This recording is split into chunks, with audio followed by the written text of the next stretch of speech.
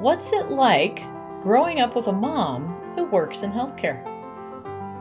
Well, it was actually very handy because whenever I had any sort of ailment, you always had a list of a ton of qualified people that could help me.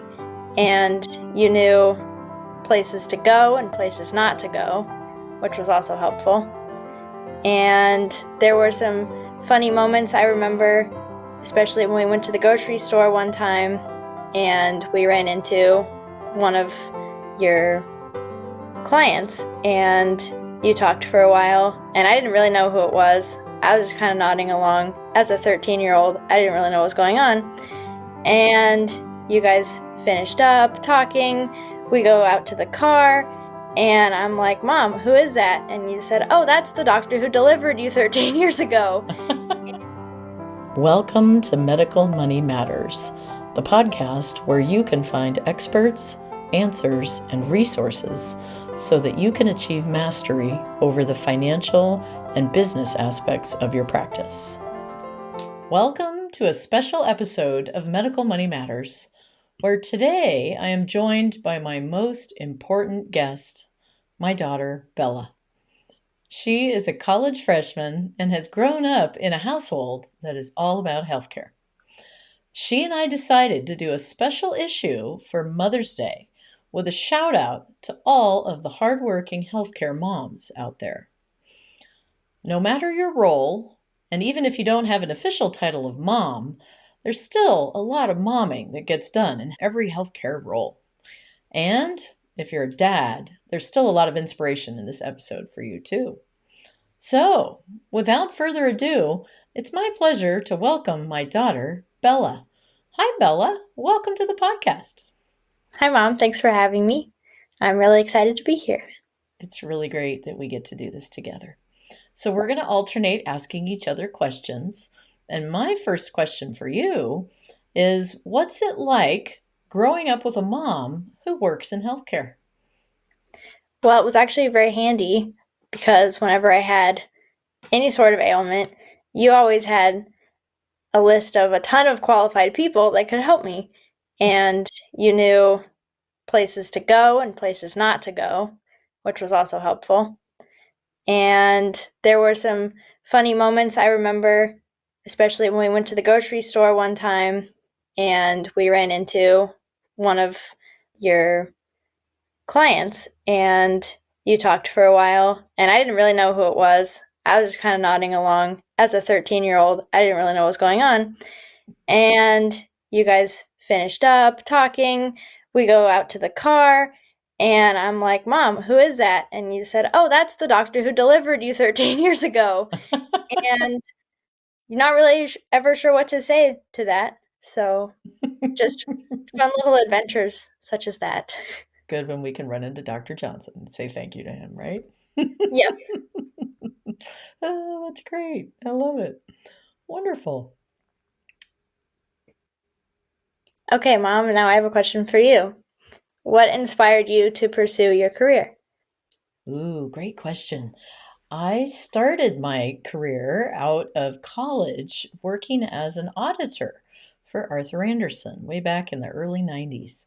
And one day I woke up and realized that I really hated my job. It was not fun and it was not super exciting or really professionally rewarding. So I thought about for a while what I would like to do. And in all of my part time jobs through college and high school, I always thought that the office manager had a really cool job. And so I thought about that for a minute and I thought, well, office manager of what? And out of the blue, like a lightning strike, came this thought office manager of a doctor's office. So that was the full amount of the strategic discerning that went into my 33-year long healthcare career was it would be cool to be an office manager at a doctor's office. So it's been a really wonderful ride and very humbling to get to walk with so many physicians and so many healthcare professionals over the last 33 years. I feel very blessed that I sort of accidentally chose what turned out to be a really great career. It was a lot of fun. That's awesome. Thank you. I like your questions too. So I'm curious to know, Bella, what did you learn from having a mom who worked full time while you were growing up? Well, first of all, I learned how to let myself in after school and be by myself for long periods of time. I also learned how to microwave quesadillas for dinner, which was also very good. So, overall, good independence skills. It's a handy life skill. Um, Yeah. yes, which I believe have helped me a lot, especially this year going off to college. I also found it interesting. I never knew really how to explain what you did. So I remember, especially as a little kid, when people asked me, "What does your mom do for work?" I resorted to, "She helps doctors with their money," which now I do believe is still a pretty accurate description of what you do. And also, I felt like I learned better time management skills because I knew that the time that we had together was important because you were very busy and I supported you. And so I felt like during those times that we did get to be together, it encouraged me to be more present in the moment. Mm, that's excellent. Thank you. Thank you for that. Yeah. All right. So my next question is, how do you envision your role in the healthcare industry in the future? Mm, I am really enjoying getting more of an opportunity to convene groups and share knowledge and facilitate conversations so everybody can share their knowledge. I believe we have a lot to learn from one another. So I've really been enjoying the work with our learning collaboratives that we run through Healthy Practices. So the Medical Administrators Performance Series and also our newer Revenue Cycle Leadership Series, where we gather together people from the same role and we do some education and we have some conversation around goal setting and we facilitate some strategic conversations. So, really enjoying that. Also, really enjoying our work in our consulting practice around strategic planning and succession planning for groups. So, those are conversations that are really fun for me to be in, and I'm always grateful when practices invite us into those conversations. They're really important for the ongoing health and well-being of every organization is to have a good plan in place, and it's always an honor and a privilege to get asked into those conversations. So I love those. I also really am enjoying our physician leadership project work with our new not for profit. That's about 4 years old now. And getting to work with Dr. Craig Wright and our faculty, Joe Carlisle and Steve Franey and Dr. Ann Hirsch. It's a pretty rare privilege to get to work with all those smart people and to see how our graduates from the program are actively stepping into new leadership roles and they finish the program with a whole lot more confidence. So that's a great experience for me. Again, very humbling and also very rewarding to get to see how the program impacts the physicians' careers. So It's fantastic. that's how I envision spending a lot of my time in the future. I expect we'll have more learning that we'll get to share in both online formats and also live formats. And it'll be interesting to see what AI and other technologies bring for us in terms of a way to work, 10 or 15 or 20 years from now. It'll be really interesting to see what advancements you see during your career because you have a long career in front of you and it'll be fun to watch what you do professionally too. So I'm looking forward to that. Sounds exciting. Yeah. So my question for you is this might be a little bit of a funny answer too, but what do you look for when you go to a doctor's office? Well, over the years, you have also regaled me on a lot of stories about you redoing, my answer is going to be redoing medical office space and exam rooms. So to this day, whenever we go into an exam room, you are always counting the ceiling tiles to see if it's, I forget what the dimension is, regulation like 8 by 10 or Yeah. whatever. And you're always telling me, I'm nervous if it's for me because I'm in the room and I'm like, oh, what's the doctor going to say? And you're in there like, they could have put that exam bed a little bit differently in here, and if there was a sink over there, it would have been a lot better, like just the flow wise. And I'm over here like, what? I don't understand. So I guess I look for regulation size exam rooms Oh, or yeah. good flow to the Mhm.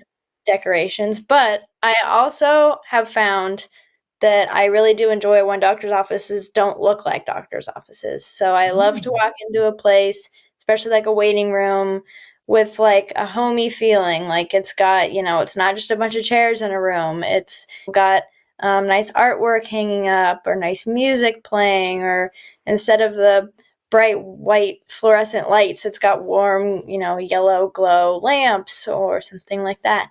I appreciate that. It just kind of, for me personally, it sets my nerves more at ease because I Mm. feel as it's more of a welcoming space instead of this is a scary place that, Got yeah. it. Yeah. That's a great answer. So something that looks a little more like a living room and a little less Yeah. like a sterile clinic waiting room, scary waiting room space. Yeah. And I do appreciate my doctor's office in particular doesn't have a bunch of like human anatomy posters up with all that because for me, I'm kind of like, that all looks really scary. And, Okay. but yeah, it's nice to just have some more, kind of calming things to look at. That's a great point. I think sometimes the anatomy and physiology charts are, sort of comfortable for the doctors to look at, and sometimes they like to use them to point out things that are going on. Maybe if they're trying to describe an injury or something, talking about the underlying structures. But that's a good point that maybe we don't always need those out in the exam room, or maybe they could use a chart that's on their computer since almost all of them now are on an electronic medical record. So they have a computer screen going in the room. So that's And I am a visual learner, right. so I do feel grateful when they show me things like that. But Yeah. sometimes you don't want to walk in there and just see, That's all that bam, you see is like the that's all that you see. wallpaper of all the anatomy posters. Yeah, because Yeah, those can be a little creepy, with yeah, like the cross section of all the muscles and the bone, the musculoskeletal system. yeah, Yeah, yeah, it's kind of like it's not Halloween. I don't really want to see that right now. right, right. Oh, that's good. That's good. Thanks for sharing all that. Of course. All right, well, my next question for you is what advice would you give to someone interested in pursuing a career like yours? Mm. I would say to be doing as much learning as you can every day. And if you've already had a job in healthcare and you're looking to get into healthcare administration and leadership roles, to do as much as you can to work through each of the positions in the clinic. And maybe not for years at a time, but to spend some quality time working at the front desk, at least, a couple, 2, 3 weeks, so that you really get the flavor. And then potentially, if you're clinical, spending some time working as a medical assistant or doing triage in a clinic. If you're not clinical, spending some time shadowing those folks. And then also working it out with one of your physicians and getting permission ahead of time from the patients to shadow some actual visits too, to understand what goes on in the exam room. The times that I have done all of those things in my career have really been the times with the richest learning and where I really got to literally walk a mile in somebody else's shoes. And that, I believe, has made me a more compassionate leader and also more effective when we are planning workflow changes or technology changes. That if I at least have a rudimentary understanding of the role, and then I can understand how it will be impacted by change that we're trying to push through the organization. And then I would say to any leader that to listen a lot. And there's an old adage that says you have two ears and one mouth. Use them proportionately. That's good. Yeah, thank you. So, Bella, what's the most important thing you have learned from me that you will take into your professional life? Well, I don't know if I would, this first example isn't directly from you, but just when interning at your mom's office for the summer and she asks you to scan papers and upload them into the shared company drive, you need to check for staples before you put the papers in the scanner. And not just staples. See, when I first started, I thought people stapled mostly, at the top of the page. That's not true. Apparently, in the fast business world, people also staple on the sides of papers. So you have to check for staples everywhere. And there concluded my time at your office. That was an expensive staple, wasn't it? That one. Yeah. It was okay. We got a new scanner. It wasn't a problem. And a new intern, I think. That might have been the turning point when I realized I was not going to be a business major. It's good. It's good to learn something from every internship. Yeah. That's good. That's good life learning. Yeah. But as far as from you personally, I have really learned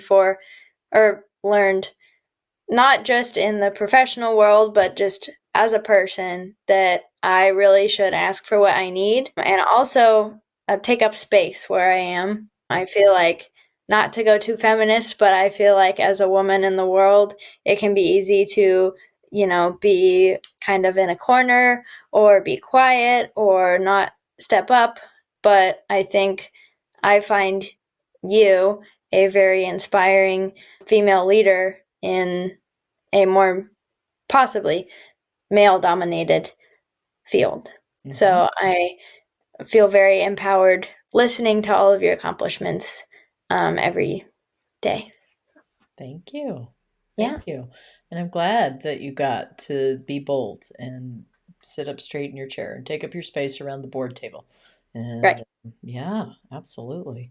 That's wonderful. Thank you. Thank you for reflecting that too. Of course. Yeah. Mm-hmm. So what would you say is the most important thing that you've learned from me in your professional life?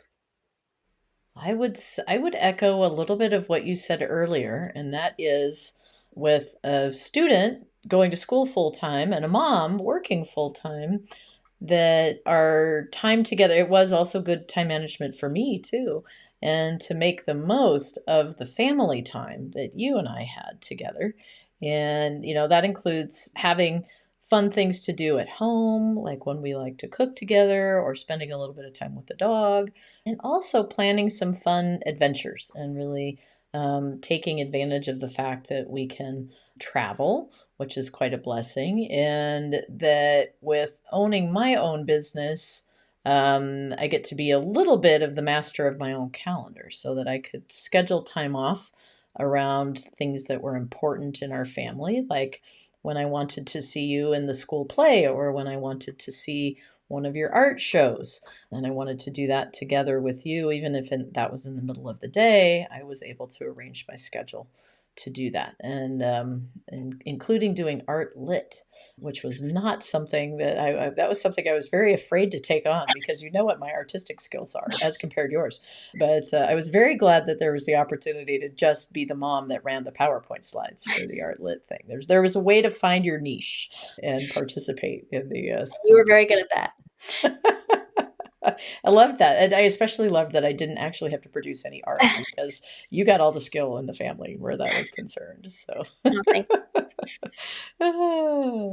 So my last question for you is, what is the most important thing that you look for in a relationship with your doctor? Well, I would probably say the most important thing for me is just clarity.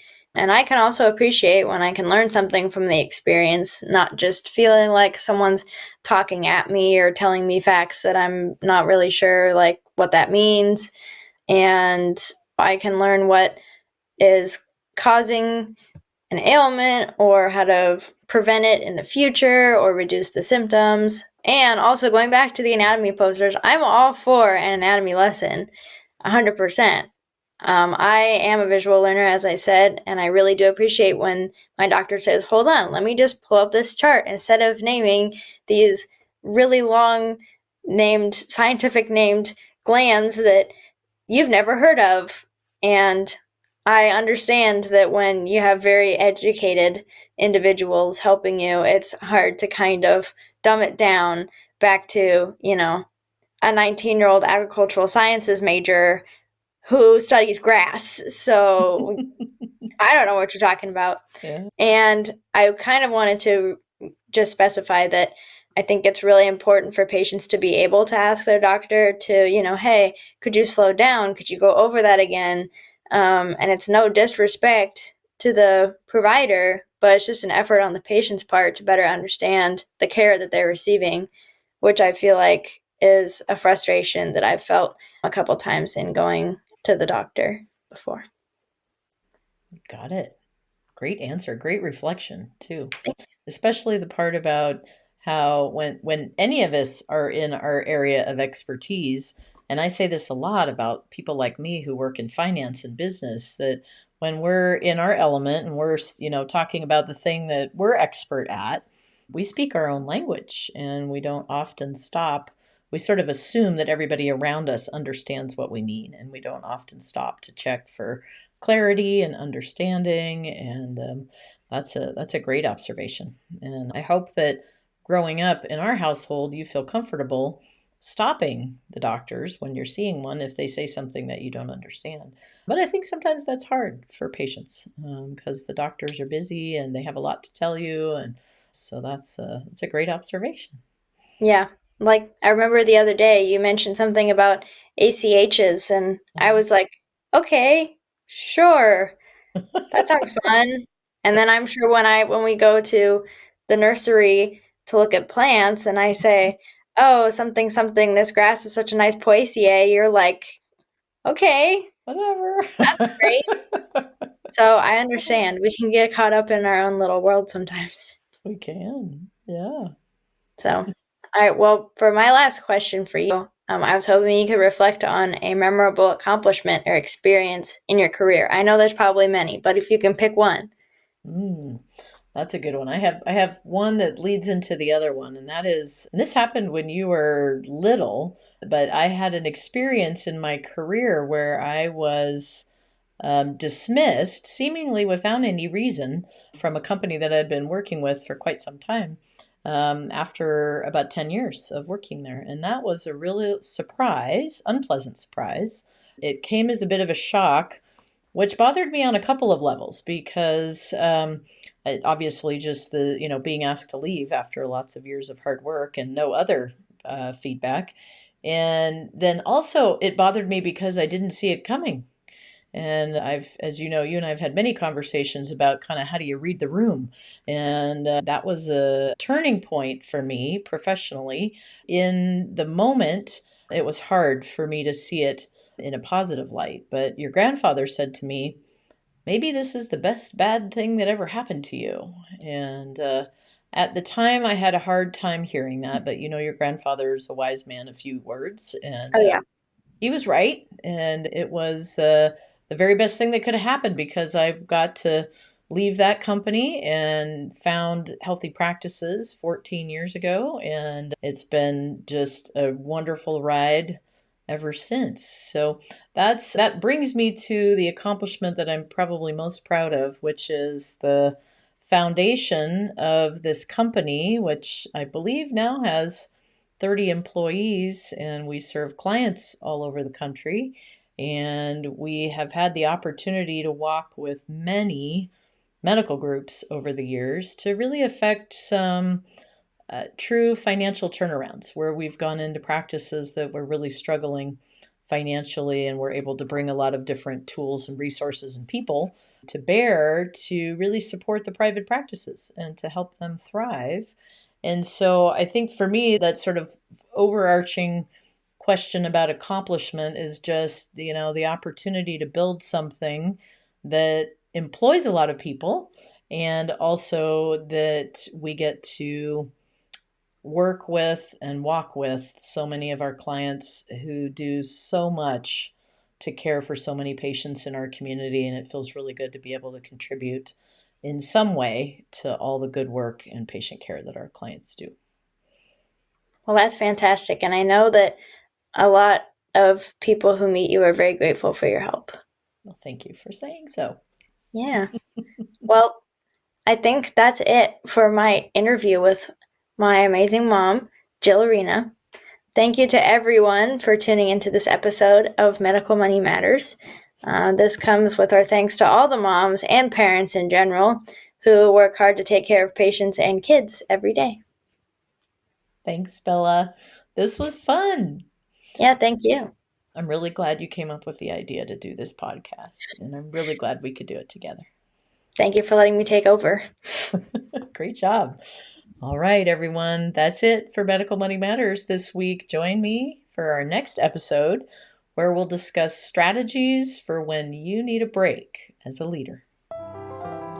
You can find more information online at medicalmoneymatterspodcast.com, and you can also find examples in my book, Physician Heal Thy Financial Self, which is available on Amazon. We've included those links in the show notes. As I like to close out these podcasts, congratulations on taking the next step in your professional development and for making the commitment to learn about the financial and business aspects of your practice. I look forward to being on this journey with you, and I send you my heartfelt gratitude for all that you do for your patients all day, every day.